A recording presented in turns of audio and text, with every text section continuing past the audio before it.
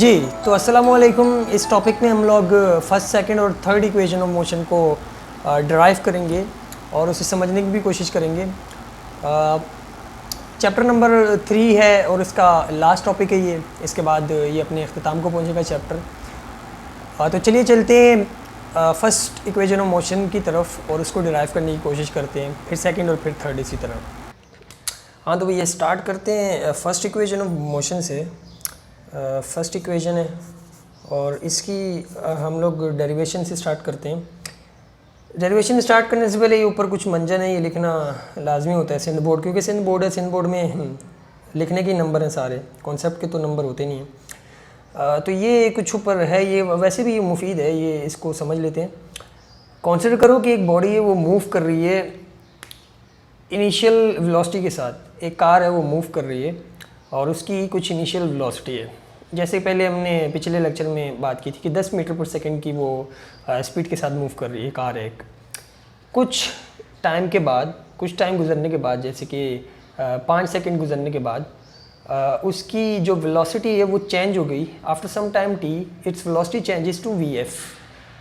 कुछ सेकंड गुजरने के बाद या कुछ टाइम गुजरने के बाद उसकी जो वेलोसिटी है वो चेंज होकर वी एफ बन गई। अब वी एफ कुछ भी हो सकती है, इनिशियल भी कुछ भी हो सकती है। उसको हमने 10 लेट कर लिया, टाइम जो है टी को उसको हमने 5 सेकंड लेट कर लिया और जो फाइनल वेलोसिटी है उसको वी एफ लेट कर लिया। तो अब चूँकि उसकी वेलोसिटी में चेंज आया है, फ़र्ज़ करो कि वो जो फाइनल वेलोसिटी थी वो 20 मीटर पर सेकंड हो गई। अब चूँकि उसकी वेलोसिटी में चेंज आ गया, वेलोसिटी उसकी चेंज हो गई, तो लाजमी तौर पे उस गाड़ी के अंदर एक्सेलरेशन प्रोड्यूस होगी। मतलब ये कि उसने एक्सेलरेशन इंक्रीज़ की होगी, तभी उसकी वेलोसिटी के अंदर चेंज आया। 10 मीटर पर सेकंड से 20 मीटर पर सेकंड हो गई और उसका जो टाइम लगा वो 5 सेकंड का लगा। तो एक्सेलरेशन कैसे निकालेंगे? पीछे जो हमने एक्सेलरेशन का फार्मूला पढ़ा था उसी फार्मूले से। जैसे ये जो एक्सेलरेशन इस गाड़ी में प्रोड्यूस हुई है ए, उसको कैसे हम लोग निकालेंगे? तो उसका फार्मूला जो है वो ये होता है कि एक्सेलरेशन जो है वो इक्वल होता है चेंज इन वेलोसिटी, कि जितना भी वेलोसिटी के अंदर चेंज आया है उसको आप डिवाइड करवा दो टाइम के साथ, कि जितना टाइम लगा उस वेलोसिटी को चेंज होने में। इसको सिंपलाइज करके लिखें तो acceleration equals to change in velocity divided by time. चूँकि ये वेक्टर है इसके ऊपर एरो लगा देते हैं। ठीक है, अब चेंज हम लोग कैसे फाइंड करते हैं? चेंज को किस तरह से फाइंड किया जाता है? जैसे 10 मीटर पर सेकंड से बढ़कर वो 20 मीटर पर सेकंड होगी, तो उसको, इसके चेंज को हम लोग कैसे फाइंड करेंगे? 20 को 10 में से माइनस कर दो, यानी कि जो फाइनल वेलोसिटी है उसको इनिशियल वाली में से माइनस करो तो हमारे पास डिफरेंस आ जाएगा। यानी कैसे आता है कि फाइनल वेलोसिटी जो है उसको माइनस करो इनिशियल वेलोसिटी से, तो हमारे पास चेंज आ जाता है। तो इस डेल्टा को हमने खोल के लिखा है, यानी कि चेंज जो है वो इस तरह से फाइंड होता है वी एफ माइनस वी आई। तो इस डेल्टा की जगह पे हमने ये जो इसका निकालने का तरीका होता है ये यहाँ पे लिख दिया अपॉन टाइम। ठीक है, अब मैथमेटिक्स के कुछ यहाँ पे कवानीन है वो लगेंगे कि ये जो टाइम है इस पूरी राइट हैंड साइड के साथ डिवाइड हो रहा है, तो इज इक्वल टू का साइन क्रॉस करके वहाँ जाके एक्सेलरेशन के साथ मल्टीप्लाई हो जाएगा। तो a into t equals to V F minus का वी आई। अब ये जो वी आई है यहाँ राइट हैंड साइड पे माइनस हो रहा है, वहाँ लेके जाएंगे तो प्लस हो जाएगा। तो ये हो जाएगा ए इंटू टी, डॉट डाल के टी लगा दो, डॉट भी मल्टीप्लाई का ही होता है, और ये यहाँ पे आया तो ये प्लस हो गया V I equals to we F. अब इसको अगर अरेंज करके लिखें, रीअरेंज करके लिखें, तो ये इक्वेशन कुछ इस तरह से बनी कि V F equals to V I plus का ए टी। इन दोनों को आप आगे पीछे करो एक ही बात है, 2 में 5 प्लस करो या 5 में 2 प्लस करो एक ही बात है। तो इनकी जगह चेंज कर सकते हैं और इस पूरी इक्वेशन को हमने पलट के लिख दिया। तो ये जो इक्वेशन है ये कहलाती है फर्स्ट इक्वेशन ऑफ मोशन। जी, तो ये सेकंड इक्वेशन ऑफ मोशन है यहाँ से, और इसकी स्टेटमेंट भी ऐसे है कि कंसिडर बॉडी, एक बॉडी कंसिडर करो जिसकी इनिशियल वेलोसिटी वी आई है। कुछ देर टाइम टी के बाद उसकी वेलोसिटी वी एफ बन गई जब उसने एक्सेलरेट किया और उसने साथ में डिस्टेंस कवर किया एस। अब फ़र्ज़ करो कि ये गाड़ी है, इसकी इनिशियल वेलोसिटी जो है वी आई है, इसने डिस्टेंस ट्रैवल किया और इसकी जो फाइनल वेलोसिटी थी वो वी एफ बन गई। और अगर वेलोसिटी के अंदर चेंज आया तो एक्सेलरेशन ज़ाहिर प्रोड्यूस हुई होगी इसके अंदर। तो ये जो डिस्टेंस है ये हम लोग कैसे फाइंड कर सकते हैं, उसके लिए ये वाला फार्मूला वेलोसिटी का जो कि था S is equal V is equals to S upon T. अब ये जो टी है अगर इज इक्वल टू का साइन क्रॉस करके वहाँ जाएगा तो वी के साथ मल्टीप्लाई हो जाएगा। तो इसके लिए इसका अगला जो स्टेप है वो ये कि डिस्टेंस निकालने के लिए एस टी वहाँ पे जाके वी के साथ मल्टीप्लाई हो गया तो वी इंटू टी। लेकिन यहाँ पे जो वेलोसिटी इस्तेमाल हो रही है वो एवरेज वेलोसिटी इस्तेमाल होगी। क्यों? क्योंकि जब ये गाड़ी मूव करेगी, जब ये गाड़ी मूव कर रही होती है तो इसने अपनी वेलोसिटी जो है चेंज की है, यानी कि इसकी वेलोसिटी जो थी ये कांस्टेंट नहीं थी, यूनिफॉर्म नहीं थी, बल्कि वेरिएट कर रही थी, वेरिएबल थी। मतलब हर सेकंड में एक सेकंड में इसकी वेलोसिटी कुछ थी, अगली में कुछ और हो गई, फिर अगली में कुछ और हो गई, मतलब बढ़ती गई। और ये वाला जो फार्मूला होता है डिस्टेंस का, डिस्टेंस को निकालने का या स्पीड का, ये यूनिफॉर्म वेलोसिटी के लिए होता है।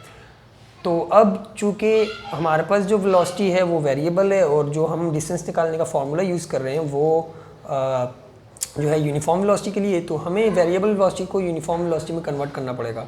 तो वेरिएबल वेलोसिटी को यूनिफॉर्म वेलोसिटी में कैसे कन्वर्ट करते हैं, उसका एवरेज ले लेते हैं। एवरेज लेना तो आप लोगों को आता होगा, मीन इसको बोलते हैं, मीन भी बोलते हैं मैथमेटिक्स में। और ये एवरेज क्या करता है कि ये डिफरेंट किस्म के डाटा जो काफ़ी अगर वेरिएट भी कर रहे हो आपस में तो उनकी एक मीन वैल्यू में दे देता है। क्रिकेट के अंदर ज़्यादातर ये इस्तेमाल किया जाता है कि ओवर जो होते हैं उनका एवरेज रन रेट जो है वो बना के हमें दिखा दिया जाता है। तो एवरेज लेते किस तरह से, ये एवरेज वेलोसिटी का फार्मूला है कि जो इनिशियल वेलोसिटी थी, जो फाइनल वेलोसिटी थी, उन दोनों को ऐड करो और उनकी तादाद से डिवाइड कर दो जो कि 2 है। तो ये एवरेज वेलोसिटी का फार्मूला हमने उठा के इसको इस एवरेज की जगह पे लगा दिया और साथ में टी वैसे ही है। मतलब ये कि ये जो एवरेज वेलोसिटी है इसकी जगह पे इसका फार्मूला डाल दिया जो इसकी वैल्यू थी। तो ये इक्वेशन कुछ इस तरह से बन गई।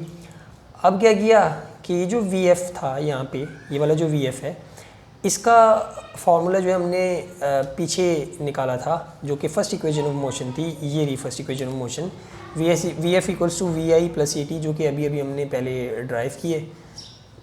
तो इस वी एफ की जगह पे क्या हम लोग ये लिख सकते हैं, V I plus A T, बिल्कुल लिख सकते हैं क्योंकि हमने ड्राइव इसलिए किया था कि ताकि हम लोग आगे इस्तेमाल कर सकें।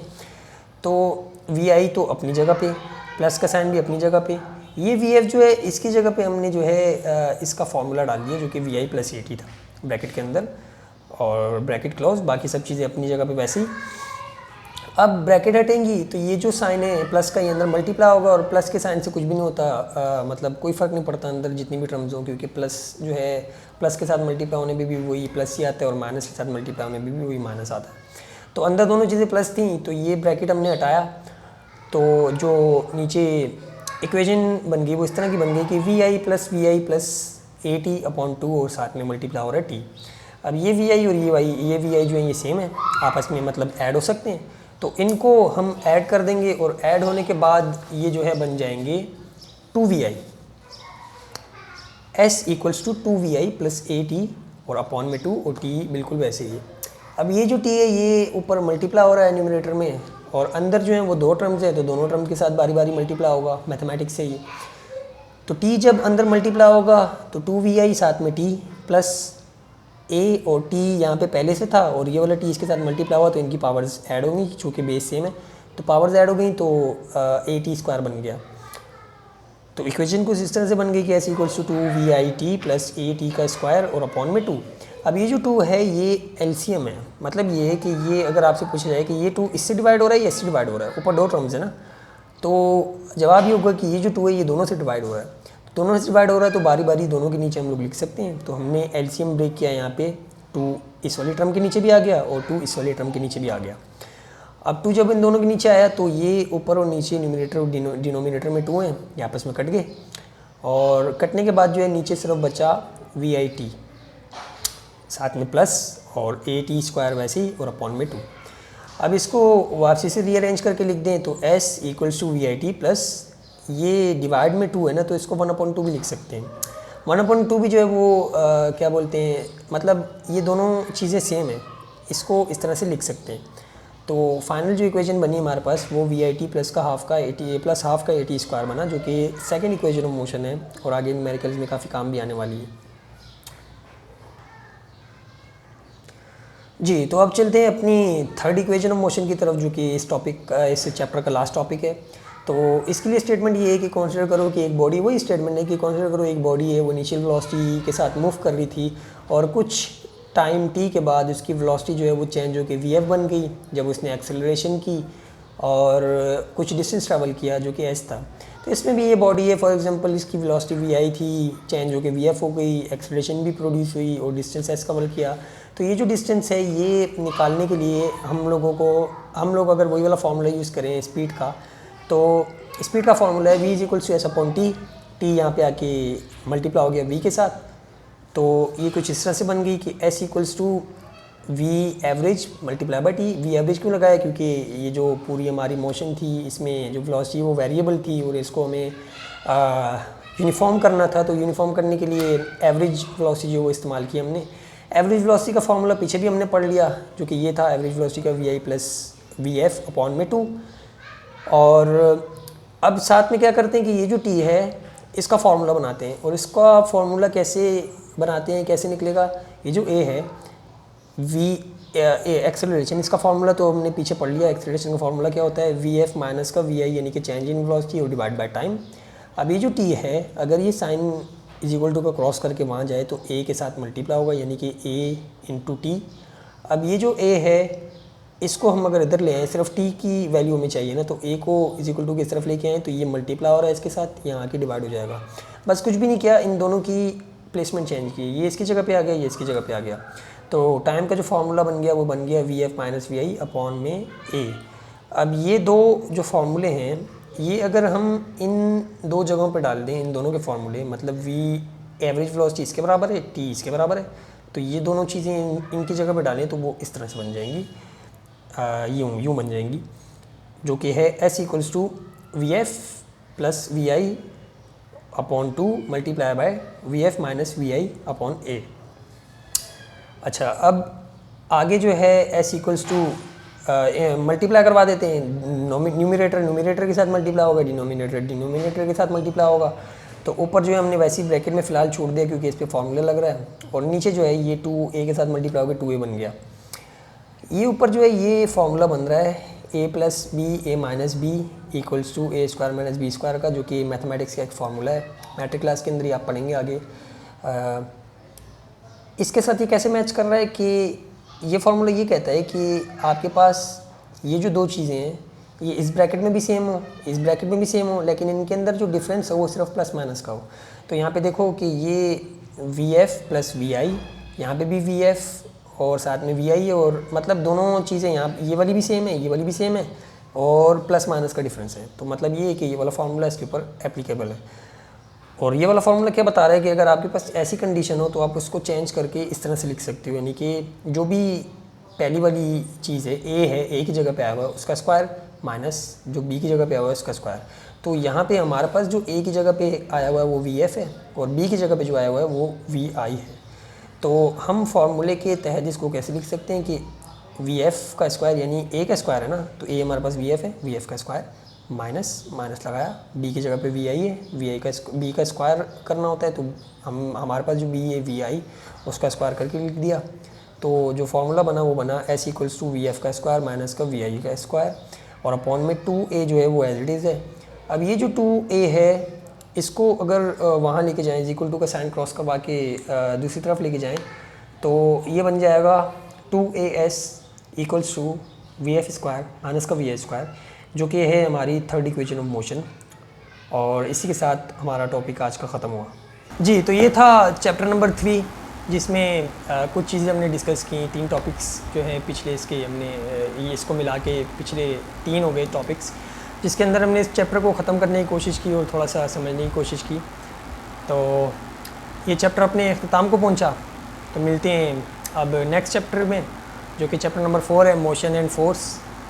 और तब तक के लिए अल्लाह हाफ़िज़।